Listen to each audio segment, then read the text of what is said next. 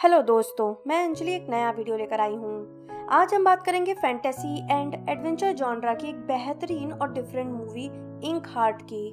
तो कहानी की शुरुआत होती है एक छोटे से प्यारे से परिवार से। पिता मॉर्टिमर अपनी नन्ही सी बच्ची मैगी और वाइफ रिसा के लिए लिटिल रेड राइडिंग हुड की कहानी शुरू करता है। जब वो पढ़ता है कि बच्ची की दादी बच्ची को एक रेड केप गिफ्ट करती है, तभी बाहर हवा चलने की आवाज होती है और एक रेड केप उड़ता हुआ आ जाता है। यानी ये मूवी है ऐसे स्टोरी टेलर्स की जिनकी आवाज में जादू होता है। उनके ऊंचे आवाज में कहानियां सुनाने से कैरेक्टर्स जिंदा से महसूस होने लगते हैं। इन स्टोरी टेलर्स को सिल्वर टंग कहा जाता है, पर कई सिल्वर टंग को ये पता भी नहीं था कि उनमें ये स्किल्स है। अब कहानी 12 साल आगे बढ़ती है। मैगी और उसके पिता मॉर्टिमर, जिसे वो मो कहती थी, न्यू टाउन शिफ्ट होते हैं, जो ओल्ड बुक शॉप्स में बुक बाइंडिंग का काम करता था और बुक डॉक्टर के नाम से भी फेमस था। हालांकि मैगी के अकॉर्डिंग वो किसी स्पेशल किताब की तलाश कर रहा था, पर मो इस बात को मानने से मना कर देता है। मैगी को खुद भी किताबों का शौक था। मो पुरानी सी किताब की दुकान जाता है। उसमें एक मैजिकल पावर थी। वो किताबों को बिना पढ़े बिना खोले सुन सकता था, जैसे किताबें उससे बात कर रही हों। और ऐसा ही सुनते सुनते वो किताब उसे मिल जाती है जिसकी उसे तलाश थी, इंक हार्ट। वो उसे खोलता है, जिसके एक पन्ने पर उसे फेरेट की तस्वीर दिखती है।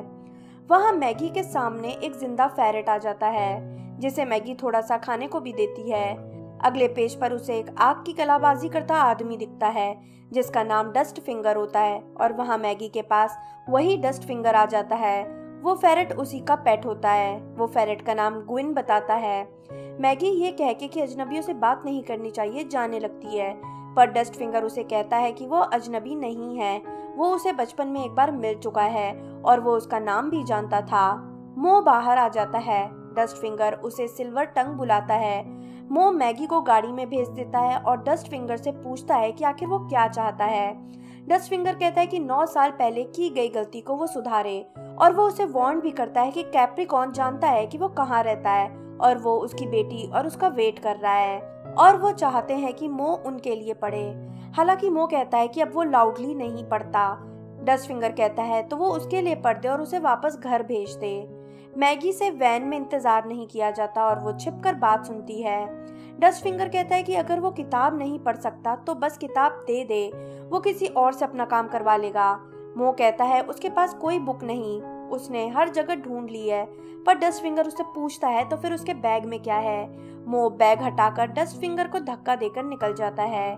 मैगी भी पीछे भागती है और वो दोनों वैन में बैठकर निकल जाते हैं। डस्ट फिंगर पीछे से भागता हुआ चिल्लाता रह जाता है कि वो तो हेल्प करना चाह रहा था, पर वो लोग वहां से निकल जाते हैं। रास्ते में मैगी को सारे जवाब चाहिए थे कि वो आदमी, वो किताब और सिल्वर टंग ये सब क्या है, पर मो उसे कुछ भी नहीं बताता, ये कह के कि वो उसे और उसकी माँ को प्रोटेक्ट करना चाहता है। वो दोनों इटली जा रहे होते हैं, जहाँ मैगी की मौसेरी दादी एलिनोर रहती थी। वो लोग वहां पहुंचते हैं। मैगी को वो कुछ खास पसंद नहीं आती। मैगी अपने पिता से पूछती है कि आखिर उसकी माँ उसे छोड़कर अचानक क्यों चली गई और वो नॉर्मल स्कूल में क्यों नहीं जाकर पढ़ रही, और वो लोग हर थोड़े दिन में घर क्यों बदलते रहते हैं, पर फिर से उसे कोई जवाब नहीं मिलता। मैगी बताती है उसे कहानियां लिखने का शौक है और वो अपनी माँ के बारे में अक्सर लिखती है, क्योंकि इससे उसे अपनी माँ पास महसूस होती है। पर मो को ये बात पसंद नहीं आती और वो ये भी कहता है कि मैगी अपने शब्दों को ध्यान से चुने, और ये भी कि उन्हें उम्मीद है कि वो अपनी माँ से एक दिन जरूर मिल पाएगी। मैगी घर में घूमते हुए लाइब्रेरी पहुंचती है, जहाँ उसे ग्लास बॉक्स में एक बुक रखी मिलती है। तभी एलिनोर आ जाती है और उसे केस से दूर रहने का कहती है। वो उसे डांटती है कि वो इन दुर्लभ मैन्युस्क्रिप्ट्स को खराब कर देगी। मैगी कहती है कि वो ये सब कुछ जानती है, ये भी कि ये किताब फारसी में है, और जिस तरह उसमें पेंटिंग की गई है उसे पता चलता है कि ये लगभग 12वीं शताब्दी की है। एलिनोर के बात करने का वे अचानक बदल जाता है और वो मैगी से अच्छे से बात करने लगती है। वो बताती है कि उन्हें बुक्स का कितना शौक रहा है, क्योंकि ये उन्हें दूर दुनिया में ले जाते हैं, एडवेंचर कराते हैं, और वो भी घर बैठे बैठे। मैगी कहती है कि अगर वो कुछ भी नुकसान न पहुंचाए तो क्या उस रूम में वो कुछ बुक्स को पढ़ ले। एलिनोर उसे वो विंडो दिखाती है जहाँ मैगी की माँ खुद बैठकर पढ़ा करती थी। वो उसे एक किताब भी देती है जो उसकी माँ पढ़ा करती थी।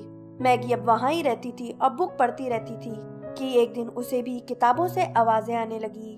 वहाँ मो इंक हार्ट बुक निकालता है, पर उसी समय डस्ट फिंगर वहाँ पहुँच जाता है और कहता है कि क्योंकि उसने उसका साथ नहीं दिया इसलिए उसने कैप्रिकॉन से हेल्प मांगी, जिसने मदद करने का वादा किया है। और फिर कैप्रिकॉन के आदमी घर में आ जाते हैं। वो पूरी लाइब्रेरी बर्बाद करने लगते हैं। मो मैगी के पास आ जाता है। वो लोग उसे पकड़ लेते हैं, बुक ले लेते हैं और फिर सबको पकड़ कर ले जाते हैं और लाइब्रेरी की पूरी बुक्स में आग लगा देते हैं। मैगी अपनी माँ की किताब उठाने की कोशिश करती है, जो डस्ट फिंगर उसे उठाकर देता भी है, पर मैगी गुस्से में उससे नहीं लेती। सब कैप्रिकॉन के पास पहुंचते हैं। मैगी देखती है वहाँ बहुत से फैंटेसी वर्ल्ड के एनिमल्स हैं, जैसे यूनिकॉर्न्स, विजर्ड ऑफ ओज वाले फ्लाइंग मंकीज।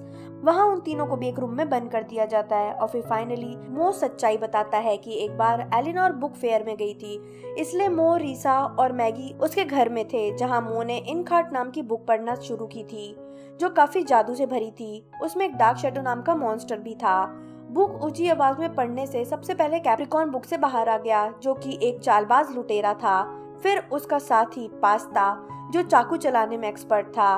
डस्ट फिंगर, जो आग का बाजीगर था। अब क्योंकि किताब से कोई बाहर आया था, इसलिए बदले में रीसा अंदर चली गई और डस्ट फिंगर ने उस टाइम कैप्रिकॉन से सबको बचा लिया था।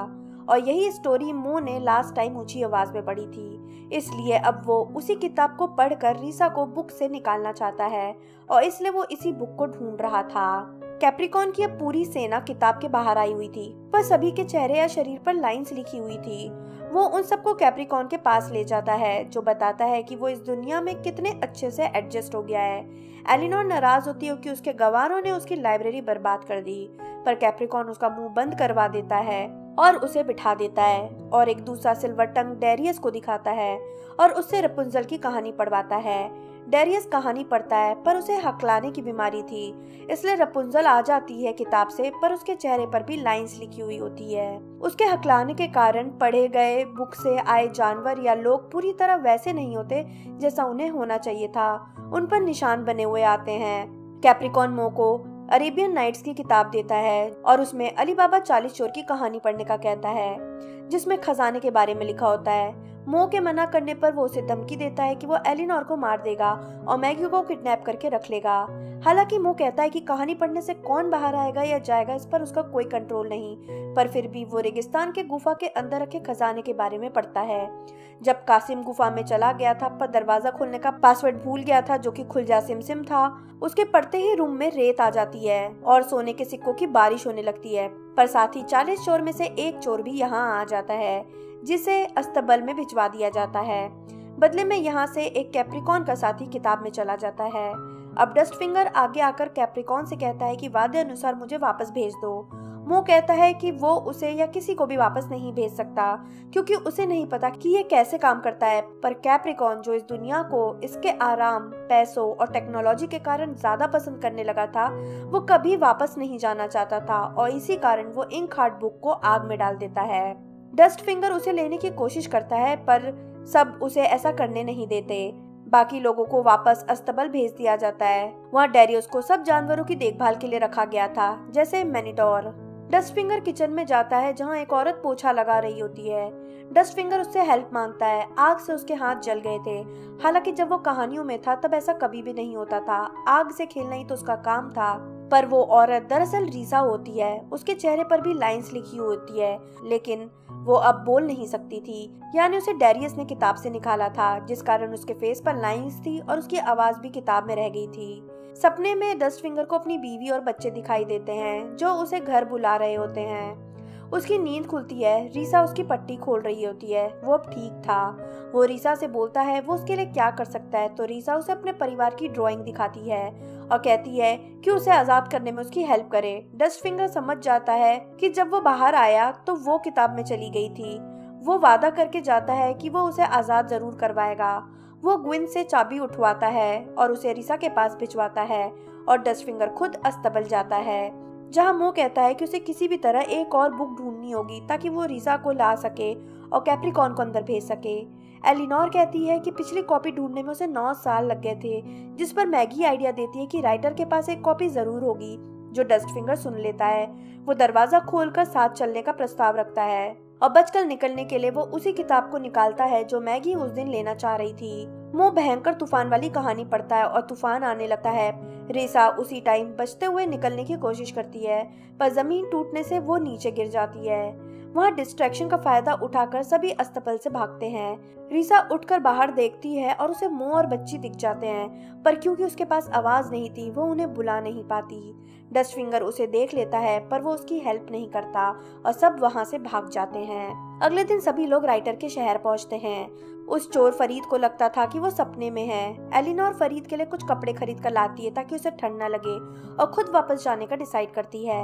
पर डस्टफिंगर, जो कि कहानी का अंत नहीं जानना चाहता था, वो राइटर के पास जाने से मना कर देता है। मो और मैगी राइटर के पास जाते हैं, जबकि डस्टफिंगर की नजर करतब दिखा रहे लोगों की तरफ जाती है और उसे अपना जीवन याद आने लगता है। मैगी और मो सारी बात राइटर को बताते हैं, पर वो इसे इमेजिनेशन मानता है कि उसके किरदार बिल्कुल रियल जैसे लगते तो हैं, पर इसका मतलब ये नहीं कि सब किताब से बाहर आ गए हैं। और तभी उसकी नजर डस्टफिंगर पर जाती है, जो आग का करतब दिखाने लगा था। राइटर उससे मिलने आगे बढ़ता है, ये कह के कि ये तो उसकी कहानी जैसा ही है। मो उसे रोकता है कि डस्टफिंगर कहानी का अंत नहीं जानना चाहता, इसलिए वो मिलना नहीं चाहता। पर राइटर बोल देता है कि ग्विन को बचाते हुए कैप्रिकॉन के साथियों के द्वारा वो मारा जाएगा।